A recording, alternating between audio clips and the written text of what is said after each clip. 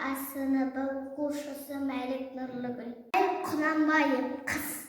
Ақ киімді денелі, ақ сақалды, соқыр мақалдан мастыры жанды, үсті басы ақ қырау түсі суық, басқан жері сықырлап келіп қалды. Демалысы үскіріп, аяз бен қар, кәрі құдан қыс келіп, әлек салды. Ұшпадай бір күн киген оқшырайтып, аязбенен қызарып, ажарланды. Бұлттай қысы жауып екі көзін, басын сілксе қар жауып мазаңдалды.